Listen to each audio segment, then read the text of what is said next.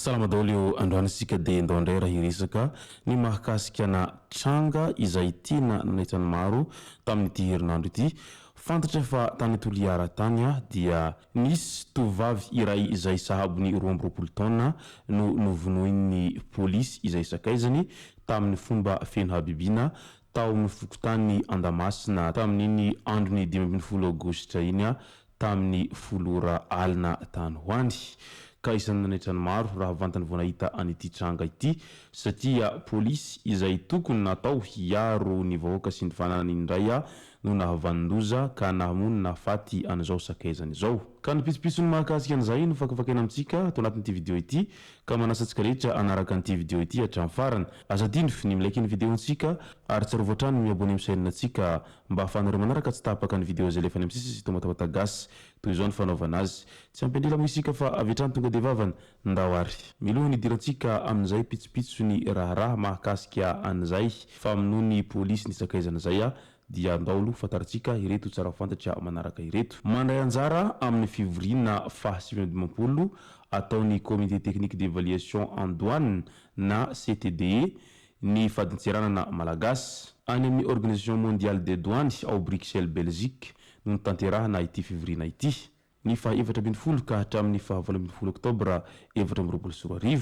Isan'ny dinihana mandritra ny fivoriana ny famahana ny olana izay mitranga mikasika ny fampiharana ny lalànany OMC momba ny fanambarana ny vidin'entana eo amin'ny fadintsiranana. Misongadina amin'izany ohatra ny fandinihana ny fampiharana ny lalànany OMC manoloana ny fiazakazaky ny resaky ny varotra elektronika sy ny fisian'ireo fomba maro izay vaovao entina mividy entana any ivelany toy ny crypto-monnaie, ny amohan'ny mpisehatra vahaolana na avis consultatif ekeny rehetra ary ho ampihary ny firenena rehetra no tanjona amin'izany. Midika izany fa tsy mitsahatra mitady vahaolana manoloana an'ireo pitsopitsony olana madinidinika izay misy eny amin'ny fadintsiranana ireo izay mpiasa eo anivony izay douane izay amin'izao fotoana izao. Eo amin'ny resaky ny lagaly indray dia mirongatra ny lagaly any amin'ny distrikany Ampanihy. Fokotany maromaro ao amin'ny distrikany Ampanihy no efa ahitana tranga naretina lagaly ary isan'ny tena lasibatra amin'izany ireo ankizy. Misy amin'ny reto farany no ahitana ratrabe vokatry ny aretin-koditra io eo amin'ny tarehiny, ny lohany, ny rantsambatany ary misy mihitsy aza feno ny vatany iray manontolo. Efa ahitana ity tranga ity ao amin'ny fokotany Ndrelambay, Etanjo, Ankilimasy ary Regogo raha ny fampitamba vaovao ray hatrany. Marina fa efa nisy namoy ny ainy vokatry ny zany raha ny vaovao voaray avy any toerana hatrany amin'izao fotoana izao ka dia miandry ny fepetra sy ny toromarika hoentina miady amin'izay lagaly izay ny mponina any an-toerana amin'izao fotoana izao mba hialana amin'izay fiparitahan'ny aretina lagaly izay. Any amandry tsara indray dia olona misa 4 no naratra mafy. Zazamena vava iray torana tsy nahatsiaro tena vokatry ny fivadihan'ny camion iray izay feno vary avy any Ambodivongo Port Berger hihazo any Mandritsara tamin'iny androny omaly iny.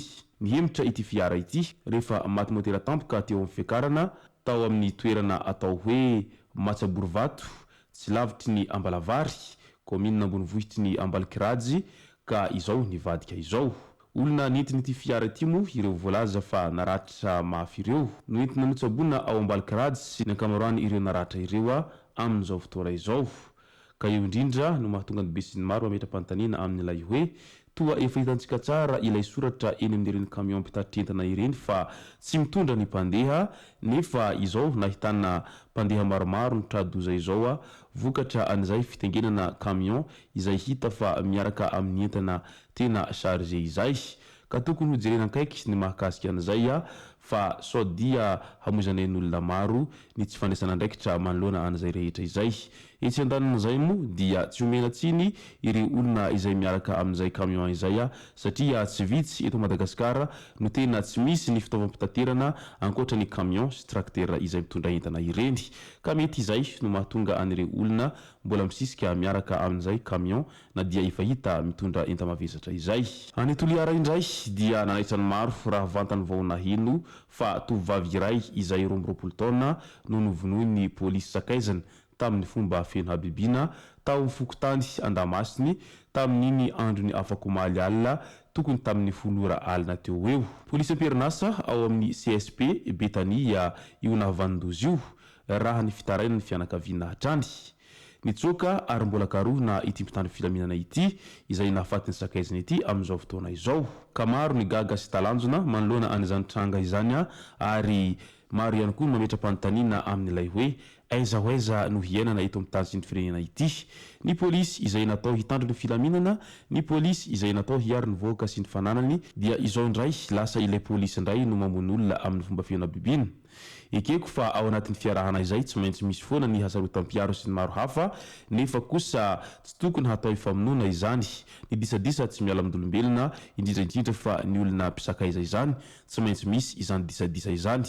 Toy ny fijelela ihany io tsy maintsy indraindray mifandramatra kely fa tsy natao hifampikasihan-tanana izany ka izao ny afara tamin'ny famonoana izao.